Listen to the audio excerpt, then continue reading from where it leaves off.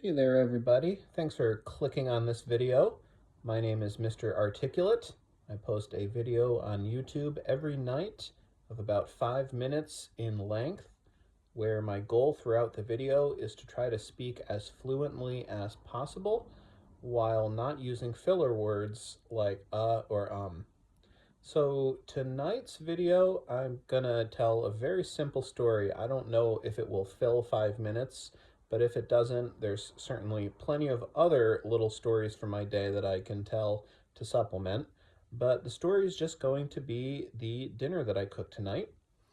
I am really no kind of cook at all. So what I cooked tonight was spaghetti and vegan meatballs, and the vegan meatballs came from the frozen section at my grocery store. So really not cooking at all in a any kind of ambitious or lofty sense of that word, but that's really my ceiling right now is spaghetti and meatballs on the stove. I hope to change that someday for sure. I would love to be able to cook actual meals, and that is on my list of things that I am ambitious to do. But tonight it was spaghetti and meatballs. I got home from work. My wife had been with our toddler for the last couple hours, and she's also heavily pregnant with our soon to be second baby. So she was exhausted. She went upstairs as soon as I got in the door. So it fell to me to do what I could for our dinner. So spaghetti is spaghetti. There's no story to tell there. I boiled water, cooked the spaghetti that was in our pantry for 10 minutes, and that is it for that.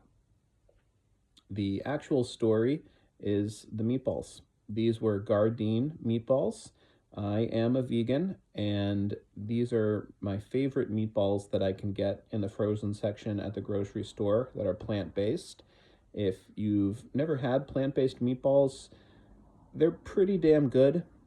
Get them in some marinara sauce, have them with your spaghetti, or make a meatball sub out of them, whatever.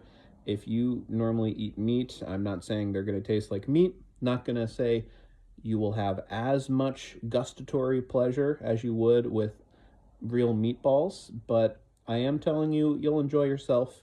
They are good. So, got the Gardein meatballs. I got a saucepan. I emptied out a whole jar of sauce into the saucepan, and then I dropped all the meatballs in. And the instructions on the bag were to do just that: saucepan with the sauce. Put a lid on the pan and put the pan on the stove top. Cook at low to medium heat for 12 to 14 minutes. So that's what I did. And it also said stir frequently. So I got the water on to boil for the spaghetti, and then I got the sauce and the meatballs going, and I was picking up the lid, stirring the sauce and the meatballs probably every 3 minutes or so. And I cut into one of the meatballs in the pan, probably I would say about 9 minutes in. Cut it in half with a fork, got that half out, blew on it till it was cool enough to eat, and I had it, and it was delicious. I was very impressed with the taste and how it absorbed the sauce, and it was super good, but one bit of it was very cold still. Not only cool, but downright cold. So at that point, I figured give it a good while longer for the rest of the meatballs to cook. So I popped the lid back on, probably cooked them for 5 more minutes, and then turned it down to the lowest setting on the stove just so the sauce would stay warm. Got my wife back downstairs and we ate. And I found that the meatballs were now very overcooked. I'm telling you that the one I sampled from the pan was delicious, except with this one cold patch on the edge of it. And yet, the ones we actually ended up eating with dinner were tough. They were tough and they weren't very flavorful. So, what I'm asking myself where I went wrong, well, obviously, I know where I went wrong. I overcooked them, but I don't know how I went from a portion of the meatball that I sampled being unpalatably cold to them being overcooked to the extent that they weren't really even very pleasurable to eat anymore. They were just sort of calories to consume. They weren't bad, but they weren't good. And I don't know. I don't, if I had stopped 2 minutes sooner, would they have been perfect? If I'd stopped 4 minutes sooner, would they have been perfect? Or would they still have had cold edges to them? So you can see why I don't really have good skills for cooking so far if I'm stumped like this. I think a good amount of cooking is instinctual, and I don't really have any instincts when it comes to cooking. The entire process I just described for cooking the meatballs in the sauce was clause for clause how it was described on the Gardein bag for their own instructions. So I have to get instinctual, which will come with practice, but I also just need to kind of break open the areas of my mind where I know the instincts for cooking do reside, but they're encased in rock right now. I got to break open that rock so those instincts can get out. And that's step one. And then step two is learn how to respond to the instincts. Once I can start to have them circulating in my mind, I have to know how to harness them and be moved by them to do the things I should do.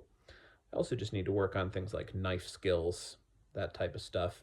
There's a lot that will be involved, but I do not discount the possibility that a day will come 2-3 years from now where I could feel like I'm actually a competent cook who could cook dinner for my family a couple nights a week with relative ease and relative success. So there it is. That's my story. I'm really at this point just talking to myself, but I will note that the part of the video where I actually was talking about the cooking of the meatballs and the sauce, to me anyway, felt very boring. As I was talking about it, I was very bored.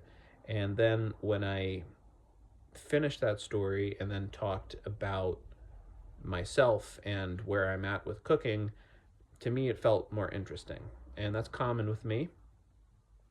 But I do want to be able to speak about real concrete things and not just always be interested in talking about my inner experiences and my thoughts about my own self and where I'm at in life.